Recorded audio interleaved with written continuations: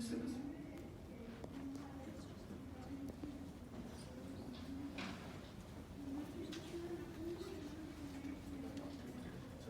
while he's coming towards the podium, Mr. Qusay Hussein is a student, interpreter, and advocate and a motivational speaker who came to the US as a refugee after surviving a bombing in his home country of Iraq that left him blind. He serves as a mentor and advocate for refugees, people with disabilities, and those struggling with mental health issues. He is on the advisory committee for Refugee Service of Texas and interprets for Arabic-speaking refugees. He's also a mentor for incoming students at Austin Community College and a member of the Alpha Gamma Pi Chapter Honor Society. He serves on the board of Austin Chapter of the National Federation of the Blind and the Texas Association of Blind Students. He's an inspiration to all of us, and we're very lucky he's here to share his story with us today. Please help me welcome him.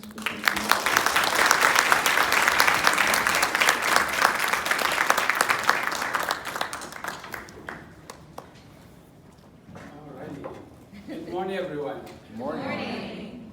First of all, thank you, Dr. Bonnie, for the word you mentioned. And then, before I start my speech, I would like all of you say hi to your friends that sit next to you on the table. Just get to know them for 1 minute. Oh, yeah, you're welcome. Do you have one? Ask where they're from, or how they get here, and then what the purpose they are here. So.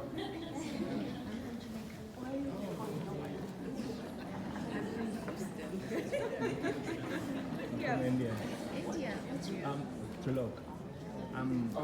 Cool.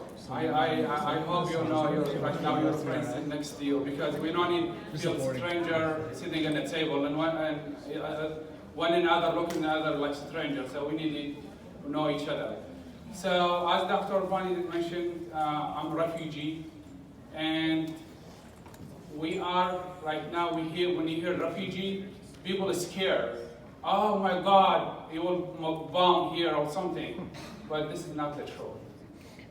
According to the immigration website, is the most people who go the screening is the refugee people. It's every 6 months. This has happened to me when I was blind to come to the United States. Every 6 months, I go to the immigration, and then they check me through medical background, even medical too, like scanner, like they took blood just to make sure I'm still okay. So right now, when we hear about refugee, I don't know why people are scared. Like, no idea why. The people, like, they go to different scanner, so we should not be scared. So I'm going to tell you about my story a little bit and why I become Keynote, like a speaker, motivational speaker, because I need, as Dr. Bonnie mentioned, the misconception about the refugee people.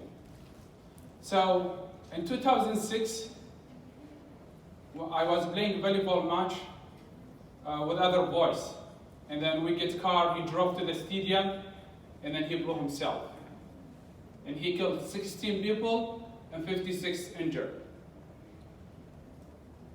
The shrapnel hit me in my head, and I lost consciousness. I don't know where am I. So the American soldier, they took me to their base for treatment. So when I get there, I went in a coma for 12 days. I don't know where am I.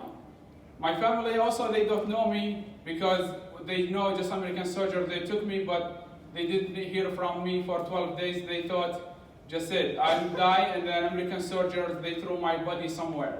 So my dad, he did the funeral, and then he get the paper from Iraqi doctors, it's like the certificate of death.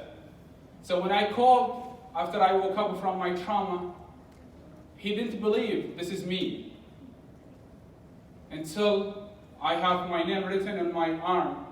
And he asked the interpreter what he can see in his right hand. And he said, I see his name. So this one, when my dad, he confirmed this is me.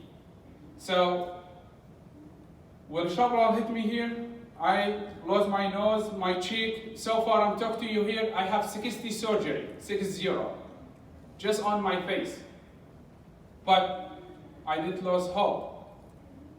I'm always looking for the future, to look for better life and brighter future.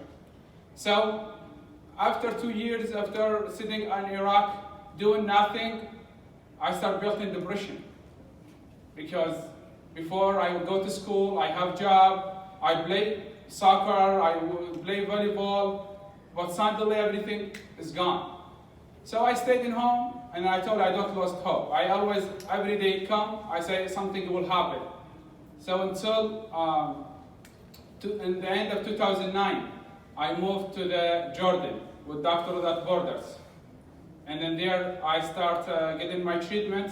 And after 6 months later, I become the patient counselor, helping people who have injured in a war. So I stayed there 3 years, and I applied to come as a refugee. So when I went to apply first time, I have committee. They ask me, well, which country do you like to go? I tell them, hell, I don't know where I'm going. I don't know where to travel, so you choose for me.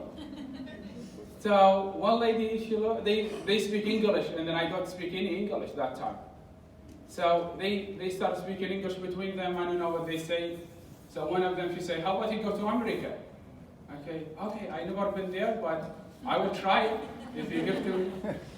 So she said, okay, go to America. So I start doing the paper, as I told you, and they give me the ticket to go after a few months. And my dad, he said, no, you are not going. You don't have any family, no relatives, no anyone in the United States, and then you don't know the culture, and then you are blind, and then you don't speak English. Where are you going? So I told him, but it's better from Iraq. Iraq, they don't care about a person with disability. I don't want to see my future. So he refused, and I love my dad. And I told him, okay. And I turned the ticket back to the immigration. And he was with me in Jordan that time. So he has something to happen in Iraq. He must leave, go to Iraq. So he went, and I went back to the immigration to apply again. So I apply again, and then a few months later, they call me, and then they start doing the paper again, beginning.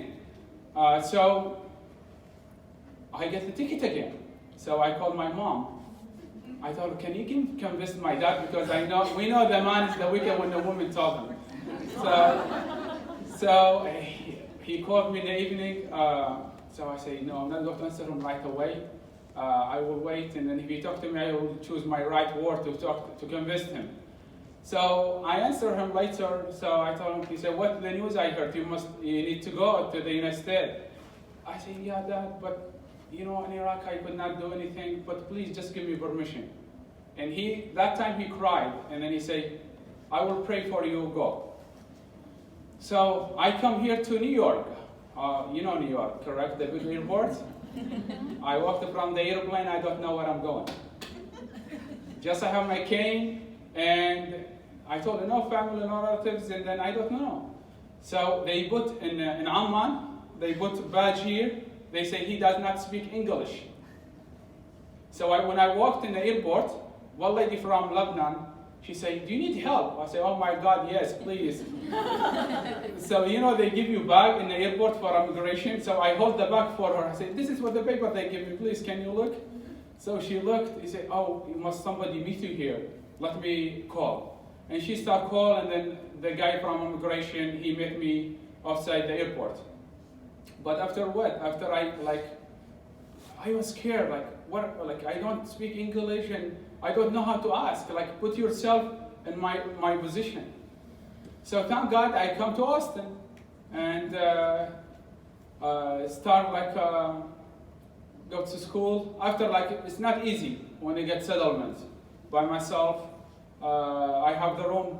I could not open the door to go out because the caseworker told me, don't open the door for anyone. He just scared about me, which I don't blame him. But also he made me scared too. And I said, oh my God, I come to the America or to the jail? Because I could not go outside. And then until later I start study in church. I study ESL. So little by little, I moved to Austin Community College, and I get my ASL 1.5 years, and I start to study GED, and I get my second higher score in the region in 2015. And I finished my associate in 2018, and right now I'm studying at the University of Texas, major in psychology and social work, dual degree.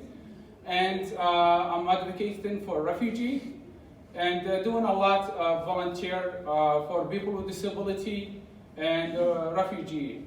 So I told you short my story. It's this long story. If I talk about it, it will be took all the conference and I didn't finish it.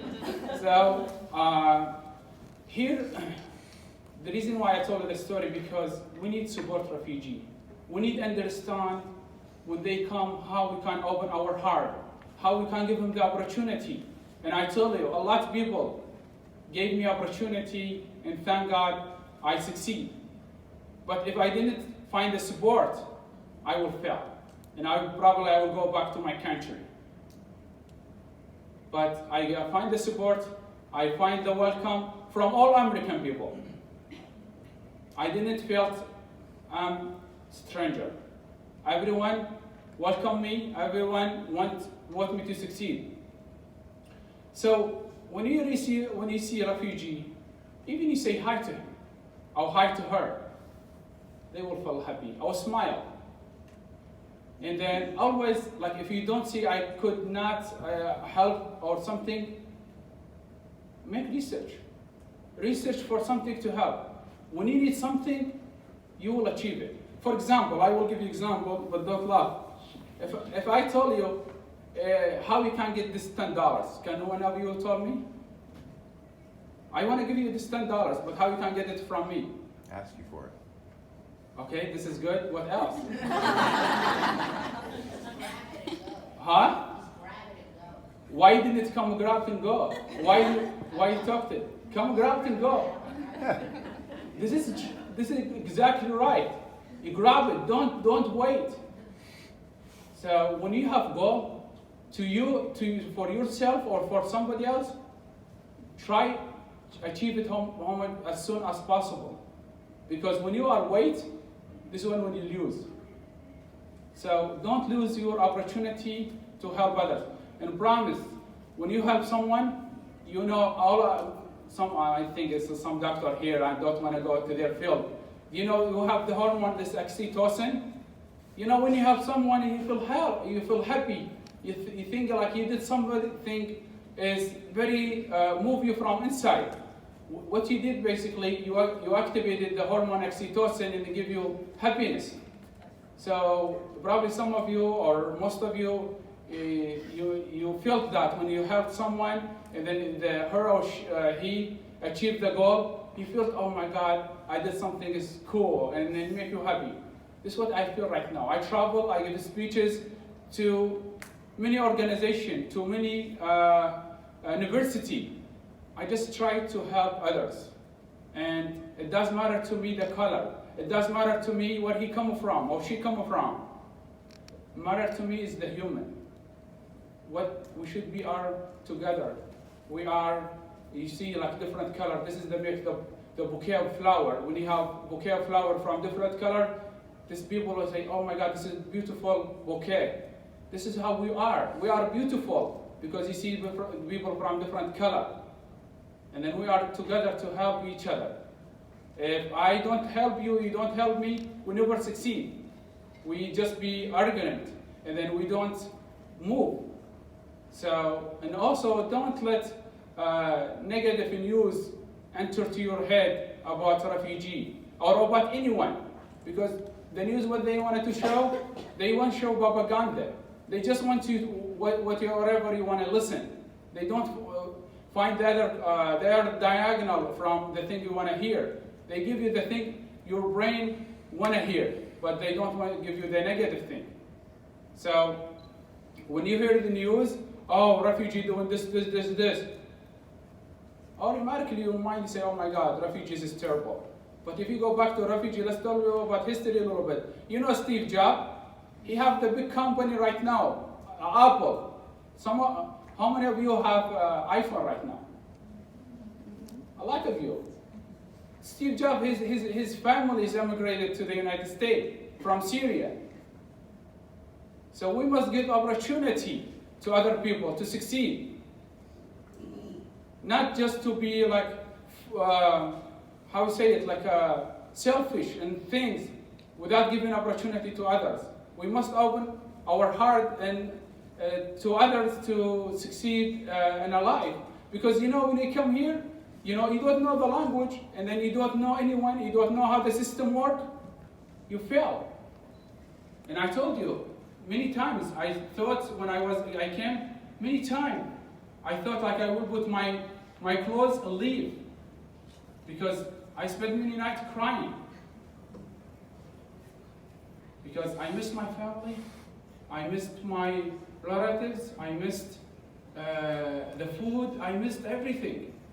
But I have goal. I want to achieve it. I have goal to be doctor in the future and advocate for people who need it. Because when I got my injury, I didn't have any counseling could help me. So I'm going to help others who need it. So the reason why we need to give time. I will tell you one story. I know it's my time gets moving, but I will tell you some story. I did interview on the Fox News 1.5 years ago. So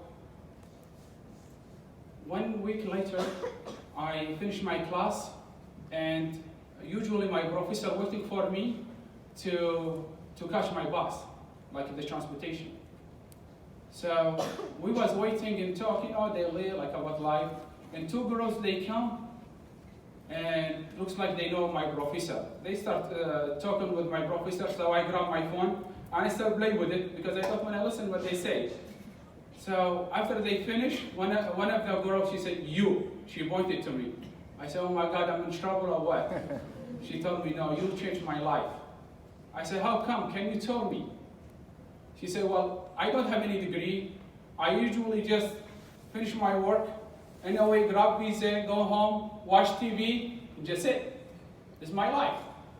But when I saw you on a TV, how you talk to your professor and how you navigate in your school, I say, no, it's shame on me. I need to go back and register for classes to finish my degree." And today, I came here to the university, to the Austin Community College to register for classes because you. When she told me that, she made me happy. Why? Because I have changed someone to good way. To maybe she was not see why she need the degree, why she want to try. But when you see somebody else, it's make you encourage you to do for yourself as well. So for me, the life it's not easy. Is right now, for example, in school, if the student do the homework for 1 hour, I must get 2.5 hours to navigate the system, because some of the websites not accessible for me because I use screen reader. But I have goal. When I have goal, I don't want to let it go. If I let it go and I find excuse for myself, I'm not here right now to talk to you. I told you beginning, I tried twice to immigration to become as a refugee because I want to live the life I want. Not people can shape it for me. When you let somebody enter to your dream and your goal, you are failed. You fail yourself because this person, he don't know how capable you are. Some people don't know you, like, oh, now why you go to school? Oh man, this is difficult. Even my counselor, I have counselor, she told me like, psychology is too big for you. No hell, you don't know me. You know? So how too big for me? Right now, thank God, I'm succeed in my degree, and I will graduate next year. If I will listen to her, she will like I will never succeed. So, yeah, I didn't listen to her. And I will show her in the future, in a few years, I will have my PhD. And I told her, you told me it's bigger on me. Yes, right now it's bigger. When I have my PhD, I'm bigger on more than you. You know? So,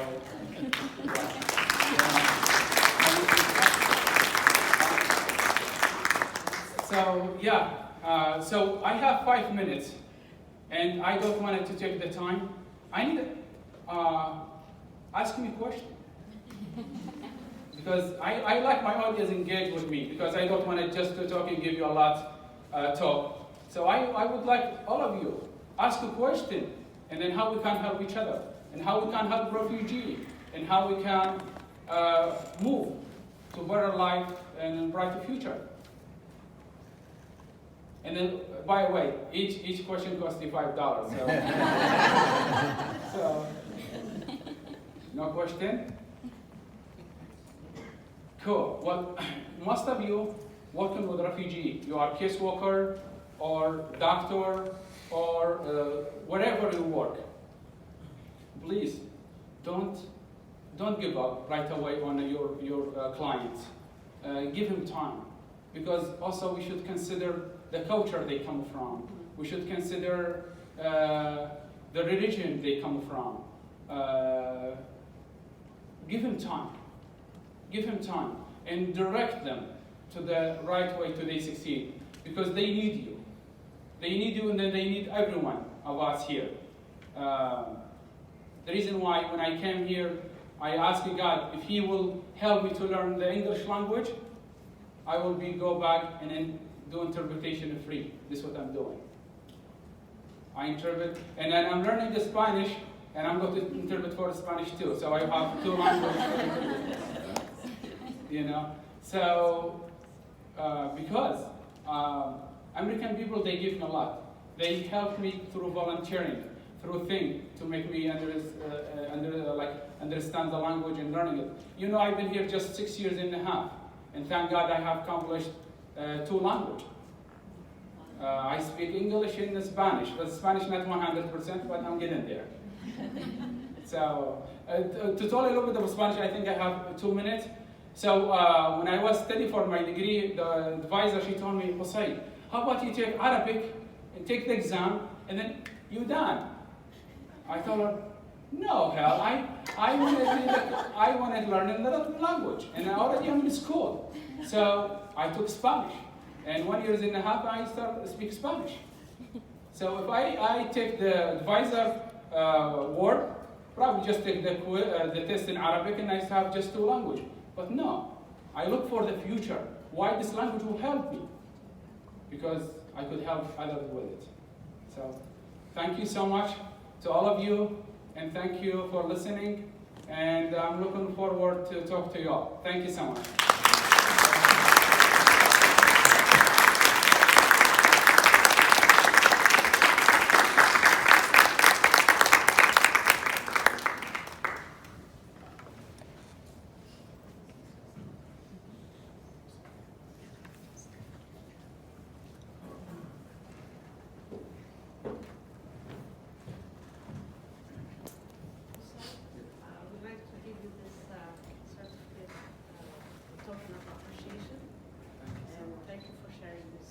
Thank you.